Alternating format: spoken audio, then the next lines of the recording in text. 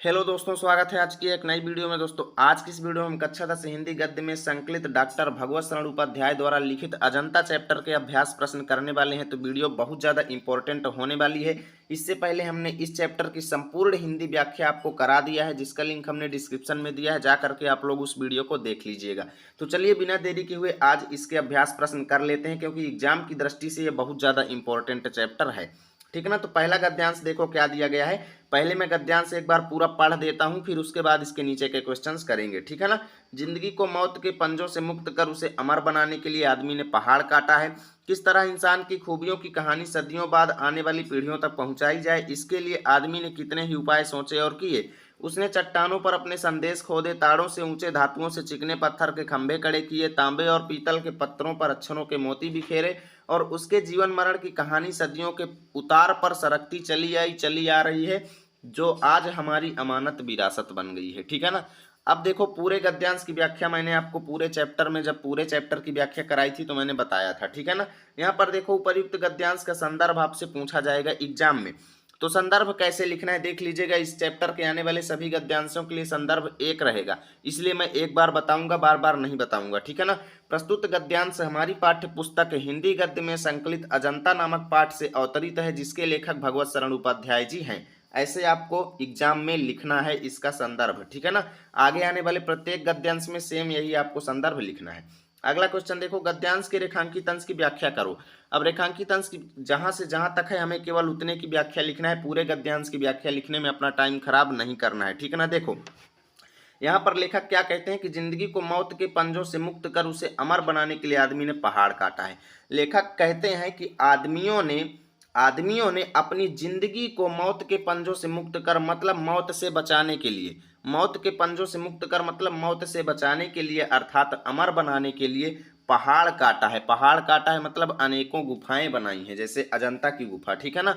तो यहाँ पर डॉक्टर भगवत शरण उपाध्याय जी क्या कहते हैं कि हमारे भारत के लोगों ने अपनी जिंदगी को मौत के पंजे से मुक्त कर अर्थात अमर बनाने के लिए पहाड़ काटा है। अब पहाड़ काटा है इसका मतलब क्या है कि उन्होंने अपनी उपलब्धियों को हम लोगों तक पहुंचाने के लिए कई तौर तरीके अपनाए, और उसी तरीके में से एक तरीका है पहाड़ काटना। उन्होंने पहाड़ काटे, उसमें कई प्रकार के वो चित्र अंकित किए जो हम लोगों तक पहुंचे, यानी कि उस तरीके से पहाड़ काट करके उन्होंने अपनी उपलब्धियों को अमर बनाने के लिए उन्होंने पहाड़ को काटा। ठीक है ना। आगे देखो पूरा गद्यांश आप लोग पढ़ेंगे तो समझ में आएगा किस तरह इंसान की खूबियों की कहानी सदियों के बाद आने वाली पीढ़ियों तक पहुंचाई जाए। लेखक कहते हैं कि उन्होंने सोचा कि भाई किस तरह हम अपनी खूबियों की यानी अपनी उपलब्धियों की कहानी को आगे आने वाली पीढ़ियों तक पहुंचाएं, आगे आने वाले लोगों तक कैसे पहुंचाएं। भाई हम लोग तो नश्वर हैं, एक दिन मर जाएंगे। उन्होंने क्या सोचा कि भाई हमारी जिंदगी जो है इसका तो एक दिन अंत होगा, लेकिन हम अपनी उपलब्धियों को मौत के पंजे से कैसे मुक्त करें, अर्थात अपनी उपलब्धियों को अमर बनाने के लिए उन्होंने पहाड़ काटा। ठीक है ना। गुफाएं बनाई, और उन्होंने सोचा कि भाई हम अपनी उपलब्धियों को आगे आने वाली सदियों यानी आगे आने वाली पीढ़ियों तक किस तरीके से पहुंचाएंगे अपनी खूबियों को। इसके लिए उन्होंने कई तरीके सोचे और कई तरीके अपनाए। ठीक है ना। यानी कि उन्होंने अनेकों तरीके अपनाए जिसके द्वारा उन्होंने हमें अपनी उपलब्धियों को हमें पहुंचाया। जैसे अजंता की गुफाएं आज अगर आप लोग देखने जाते हैं तो वहां पर देखेंगे तो पाएंगे कि भाई पिछले ईयर्स यानी कि प्रीवियस ईयर यानी कई सालों पहले कितने अच्छे अच्छे उपलब्धियों वाले हमारे भारत में लोग रहते थे। भले ही वो लोग मर चुके हैं, लेकिन उपलब्धियां आज भी उनकी जिंदा हैं। क्यों जिंदा हैं? क्योंकि वो लोग चाहते थे कि हमारी उपलब्धियां अमर बने, इसलिए उन्होंने अनेकों गुफाएं बनाई। ठीक है ना। और वहां पर अनेकों तरीके से क्या किया, अनेकों तरीके सोचे और उपाय अपनाए, जिससे उन्होंने अपनी उपलब्धियों को हम लोगों तक पहुंचाए। तो इस तरीके से आपको इस रेखांकित अंश की व्याख्या लिखना है। कैसे लिखना है एक बार मैं आपको बता देता हूं। डॉक्टर भगवत शरण उपाध्याय जी कहते हैं कि भारत के आदमियों ने अपनी उपलब्धियों को अमर बनाने के लिए, ठीक है ना, अपनी उपलब्धियों को अमर बनाने के लिए अर्थात कि उनकी उपलब्धियां कभी भी नष्ट ना हो, इसके लिए उन्होंने अनेकों गुफाएं बनाए। पहाड़ काटा है मतलब अनेकों गुफाएं बनाए, और उन्होंने सोचा कि हम अपनी उपलब्धियों को आगे आने वाले लोगों तक किस तरीके से पहुंचाएंगे, इसके लिए उन्होंने अनेकों तरीके और उपाय अपनाए। ठीक है ना। इस तरीके से आपको व्याख्या लिखना है।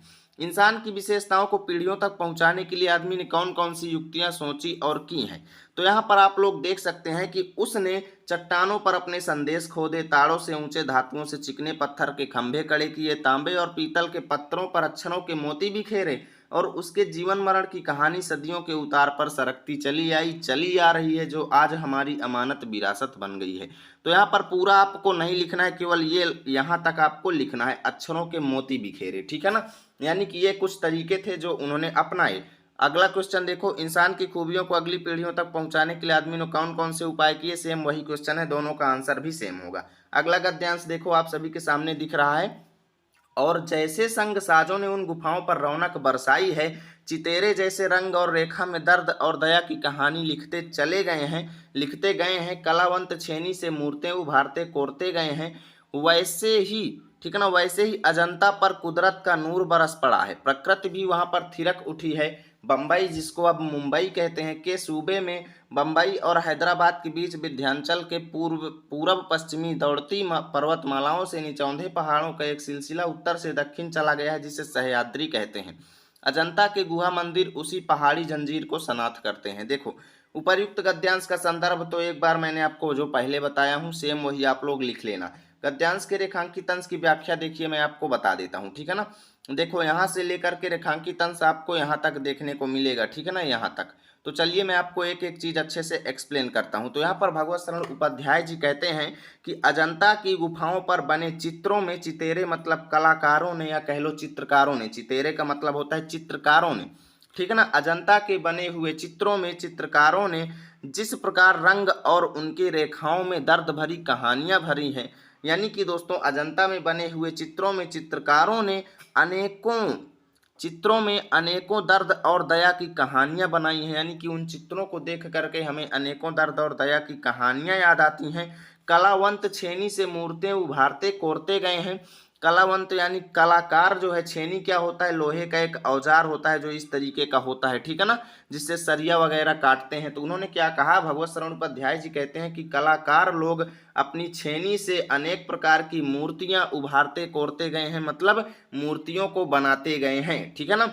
वैसे ही अजंता पर कुदरत का नूर बरस पड़ा है, यानी चित्रकारों और कलाकारों के साथ ही अजंता पर कुदरत का यानी प्रकृति का नूर यानी प्रेम बरस पड़ा है, यानी कि अजंता पर प्रकृति का सौंदर्य भी बहुत बेहतर है, यानी कि वहाँ का मौसम भी बहुत अच्छा है, प्रकृति भी वहाँ पर थिरक उठी है का मतलब कि प्रकृति भी वहाँ पर प्रसन्न हो गई है, ठीक है ना। इस तरीके से आपको लिखना है। कैसे लिखना है एक बार फिर से बताता हूँ। डॉक्टर भगवत शरण उपाध्याय जी कहते हैं कि अजंता की बने गुफाओं में चित्रकारों और कलाकारों ने इस प्रकार से मूर्तियां और इस प्रकार से चित्र बनाए हैं कि दर्द और दया की कहानी उनको देखते ही याद आने लगती है। उसी प्रकार अजंता पर प्रकृति का प्रेम बरस पड़ा है, प्रकृति भी वहां पर प्रसन्न हो गई है, अर्थात प्रकृति ने भी बहुत ही अच्छा नजारा वहां पर बना रखा है, ठीक है ना। उसके बाद देखो, अजंता की मूर्ति कला की कौन सी विशेषताएं इस गद्यांश में बताई गई हैं। तो देखो यहाँ पर आप लोग देख सकते हो भाई, मैं आपको बता देता हूँ, ठीक है ना, मूर्ति कला की कौन सी विशेषताएं। तो देखो यहाँ पर क्या बताया गया है कि दर्द और दया की कहानी लिखते गए हैं, ठीक है ना, यानी कि उन चित्रों में दर्द और दया की कहानियां लिखी हुई हैं, ठीक है ना। उसके बाद देखो मूर्तियां जो है उभारते कोरते गए हैं कलाकार लोग, ठीक है ना। उसके बाद देखो अजंता पर कुदरत का नूर बरस पड़ा है, ठीक है ना, प्रकृति भी वहां पर थिरक उठी है। तो इन्हीं को अनेकों प्रकार से आपको लिख देना है, ठीक है ना। देखो स्पष्ट आंसर तो आपको नहीं मिलेगा इसमें, लेकिन आपको गद्यांश से ही आंसर देना है, ठीक है ना। चलो देखते हैं भाई अगला। पहले पहाड़ काटकर उसे खोखला कर दिया गया, फिर उसमें सुंदर भवन बना लिए गए, जहां खंभों पर उभारी मूर्तें बिहस उठी, भीतर की समूची दीवारें और छतें रगड़कर चिकनी कर ली गईं, और तब उनकी जमीन पर चित्रों की एक दुनिया ही बसा दी गई। पहले पलस्तर लगाकर आचार्यों ने उन पर लहराती रेखाओं में चित्रों की काया सिरस दी, फिर उनके चेले कलावंतों ने उनमें रंग भरकर प्राण फूंक दिए, फिर तो दीवारें उमंग उठी, पहाड़ पुलकित हो उठे। देखो उपर्युक्त गद्यांश का संदर्भ सेम रहेगा जो पहले वाले में बताया हूं, आप लोग उसी को नोट कर लीजिएगा। यहाँ पर रेखांकित अंश की व्याख्या देखो, यहाँ पर दो रेखांकित अंश है, एक यहाँ से यहाँ तक, दूसरा यहाँ से यहाँ तक। तो एग्जाम में आपको दो हेडिंग डालनी पड़ेगी, पहली प्रथम रेखांकित अंश की व्याख्या में आप यहाँ से यहाँ तक की व्याख्या लिखेंगे, उसके बाद द्वितीय रेखांकित अंश की व्याख्या डाल के आप यहाँ से यहाँ तक लिखेंगे।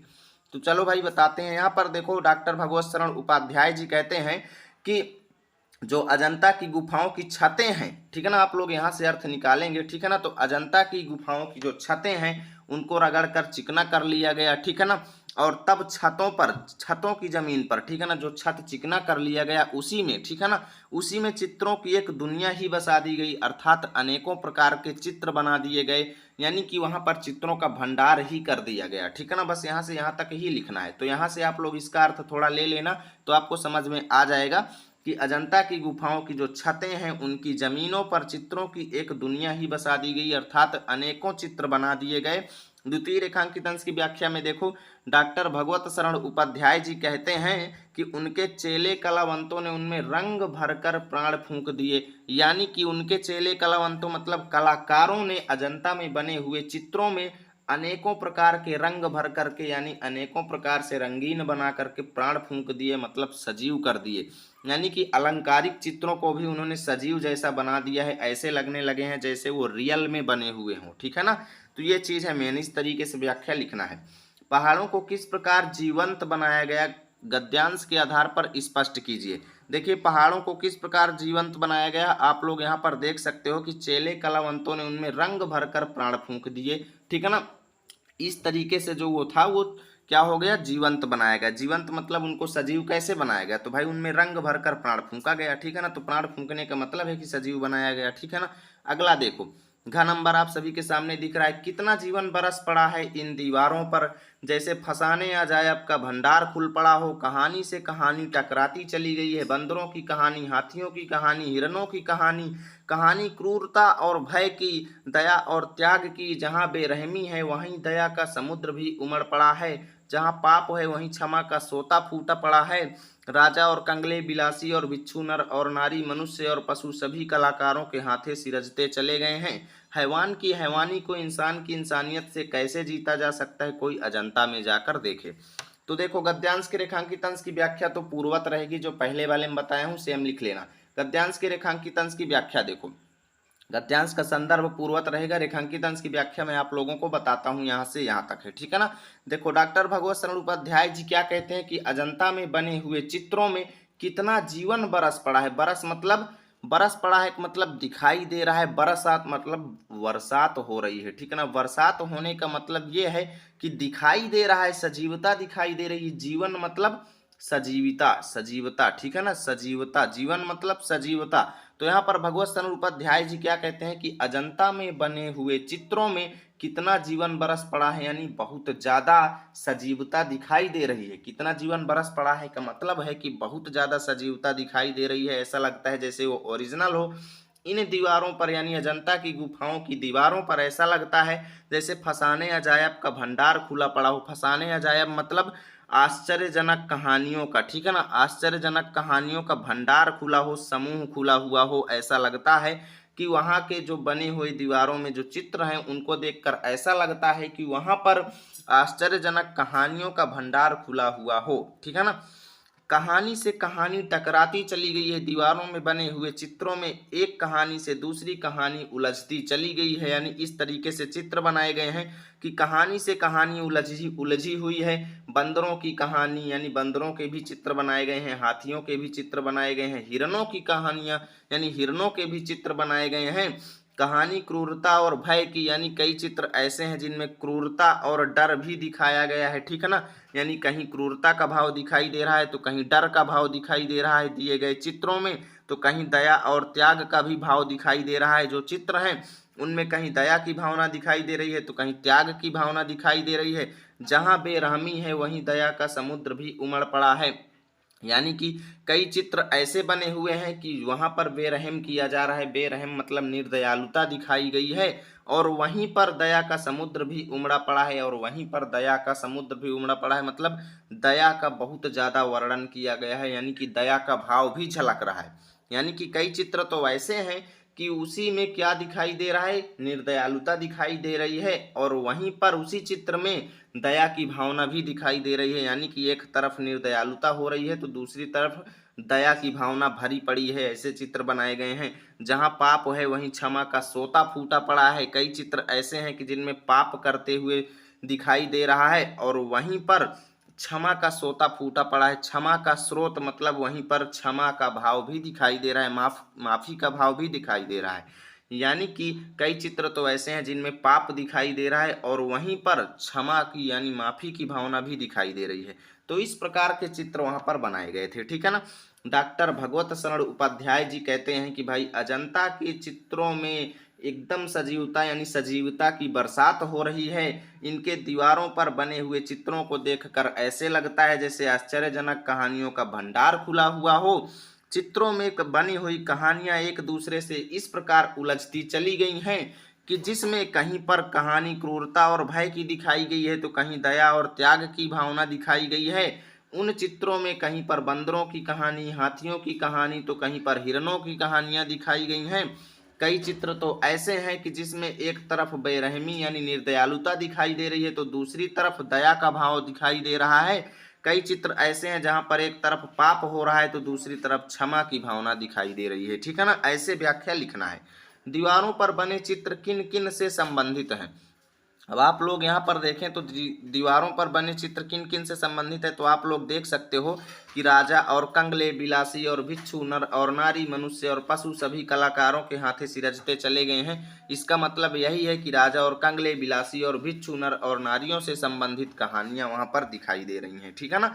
यानी कि दीवारों पर बने चित्र जो है राजा और कंगले, बिलासी और भिक्षु, नर और नारी, मनुष्य और पशुओं से संबंधित हैं, ठीक है ना। ऐसे लिखना है। अगला देखो, और उधर वह बंदरों का चित्र है, कितना सजीव कितना गतिमान। उधर सरोवर में जल विहार करता हुआ वह गजराज कमल दंड तोड़कर हथिनियों को दे रहा है। वहां महलों में वह प्यालों के दौर चल रहे हैं। उधर वह रानी अपनी जीवन यात्रा समाप्त कर रही है, उसका दम टूटा जा रहा है।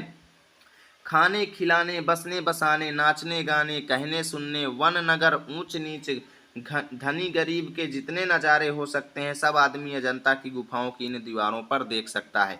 देखो गद्यांश का संदर्भ तो पूर्वत रहेगा, रेखांकित अंश की व्याख्या मैं आपको बता देता हूँ कि डॉक्टर भगवत शरण उपाध्याय जी कहते हैं कि अजंता की गुफाओं में बने हुए चित्रों में अनेक प्रकार की भावनाएं दिखाई गई हैं, अनेक प्रकार का चित्रण किया गया है। वहाँ पर कहीं पर खाना खिलाया जाता है, खाने खिलाने का वर्णन है, तो कहीं पर रहने बसने बसाने का वर्णन है, तो कहीं पर नाचने और गाने का वर्णन है, तो कहीं पर कहने और सुनने का वर्णन है, और कहीं पर वन और नगर का वर्णन है।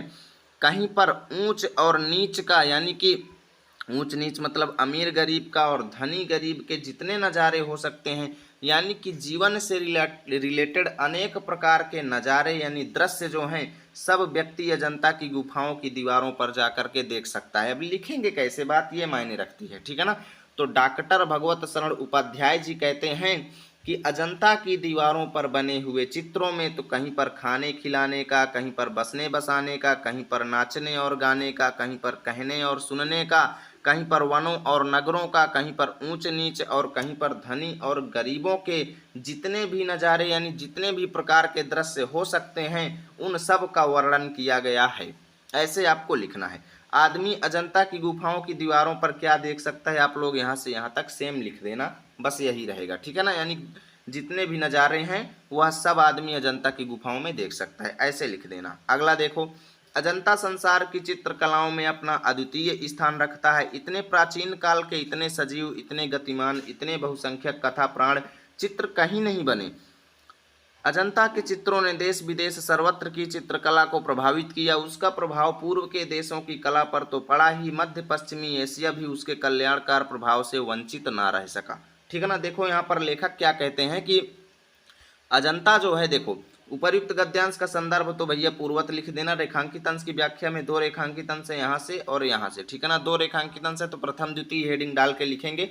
तो प्रथम रेखांकित अंश में कैसे लिखना है कि डॉक्टर भगवत शरण उपाध्याय जी कहते हैं कि अजंता की बनी हुई गुफाओं में जो चित्र हैं बहुत ही प्राचीन हैं, बहुत ही पुराने समय के हैं और इतने सजीव हैं और इतने गतिमान हैं, यानी चित्र जो है उनमें प्राण झलक रहा है, ऐसा लगता है जैसे वो सच में हो, एकदम ओरिजिनल हो और वो गतिशील हैं, ठीक है ना। और इतने बहुसंख्यक कथा प्राण चित्र कहीं नहीं बने, यानी अजंता की तरह, अजंता के समान बहुसंख्यक यानी बहुत ज़्यादा कथा प्राण मतलब कथाओं को याद दिलाने वाले चित्र कहीं नहीं बने। यानी कि भगवत शरण उपाध्याय जी कहते हैं कि उस प्राचीन समय में अजंता की गुफाओं के समान सजीव, गतिशील और अनेकों कहानियों का वर्णन करने वाले चित्र कहीं पर नहीं बने। ठीक है ना। द्वितीय रेखांकित अंश की व्याख्या देखो, उसका प्रभाव यानी अजंता का प्रभाव जो है, अजंता की गुफाओं में बने हुए चित्रों का प्रभाव पूर्वी देशों की कला पर तो पड़ा ही, पूर्वी देशों की कलाकारियों पर तो पड़ा ही, मध्य पश्चिमी एशिया भी उसके कल्याणकार प्रभाव से वंचित न रह सका। यानी कि अजंता की गुफाओं का प्रभाव जो है मध्य पश्चिमी एशिया पर भी पड़ा। ठीक है ना। यानी अजंता की गुफा जो है देश विदेशों को भी अपनी कला से प्रभावित कर गई। ठीक है ना। इस तरीके से आपको रेखांकित अंश की व्याख्या लिखना है। अजंता की चित्रकला का बाहर के देशों पर क्या प्रभाव पड़ा। देखो, अजंता की चित्रकला जो है देश विदेश को भी प्रभावित किया, ऐसे आपको लिखना है। ठीक है ना। उसका प्रभाव पूर्व के देशों पर तो पड़ा ही, मध्य पश्चिमी एशिया भी उसके कल्याणकर प्रभाव से वंचित न रह सकी, ऐसे आपको लिख देना है। अगला देखो, जहाँ बेरहमी है वहीं दया का समुद्र भी उमड़ पड़ा है, जहाँ पाप है वहीं क्षमा का सोता फूट पड़ा है। राजा और कंगले, बिलासी और भिक्षु, नर और नारी, मनुष्य और पशु सभी कलाकार के हाथों सिरजते चले गए हैं। हैवान की हैवानी को इंसान की इंसानियत से कैसे जीता जा सकता है, कोई अजंता में जाकर देखे। बुद्ध का जीवन हजार धाराओं में होकर बहता है, जन्म से लेकर निर्वाण तक उनके जीवन की प्रधान घटनाएं कुछ ऐसे लिख दी गई हैं कि आंखें अटक जाती हैं, हटने का नाम नहीं लेती। गद्यांश का संदर्भ पूर्वत रहेगा जो पहले वाले में बताया हूँ। रेखांकित अंश की व्याख्या चलो आपको बता देता हूँ। ठीक है ना। डॉक्टर भगवत शरण उपाध्याय जी कहते हैं कि अजंता के बने हुए चित्रों में राजा और कंगलों का वर्णन किया गया है, बिलासियों और भिक्षुओं का वर्णन किया गया है, नर और नारियों का वर्णन किया गया है, मनुष्यों और पशुओं का चित्रण जो है वो सभी कलाकारों के हाथे रचित किए गए हैं, कलाकारों के हाथे सिरजते चले गए हैं। सिरजते का मतलब बनते चले गए हैं। ठीक है ना। यानी कि अजंता की गुफाओं में जो कलाकार हैं वो राजा और कंगले, बिलासियों और भिक्षु, नर और नारियों, मनुष्य और पशुओं सभी के चित्रों का अच्छे तरीके से वर्णन किए हैं। हैवान की हैवानी को इंसान की इंसानियत से कैसे जीता जा सकता है, कोई अजंता में जाकर देखे। लेखक कहते हैं कि हैवान यानी दुष्ट व्यक्ति की हैवानी मतलब दुष्टता को, हैवान मतलब दुष्ट व्यक्ति की हैवानी मतलब दुष्टता को, इंसान की इंसानियत मतलब सज्जनता से, यानी दुष्ट व्यक्ति की दुष्टता को सज्जनता से कैसे जीता जा सकता है, कोई अजंता में जाकर के देखे। यानी अजंता की चित्रों को देखने के बाद आपको प्रत्येक तरीके का तरीका मिल जाएगा कि दुष्ट व्यक्ति की दुष्टता को भी आप सज्जनता से जीत सकते हो। ठीक है ना। चलो भाई अगला देखो, कलाकारों ने किसके जीवन का चित्रांकन किया है, तो बस यहाँ से आपको लिख देना है राजा और कंगले, बिलासी और भिक्षु, नर और नारी, मनुष्य और पशु सभी जो हैं वो कलाकारों के हाथे बने हैं, यानी कलाकार ने इन सभी का वर्णन किया है। तो यहाँ से आपका चैप्टर फिनिश होता है। उम्मीद करता हूँ वीडियो अच्छी लगी होगी। प्लीज़ वीडियो को लाइक और ज़रूर करें और इसकी पूरी व्याख्या देखने के लिए लिंक डिस्क्रिप्शन में है, जा करके देख लीजिएगा।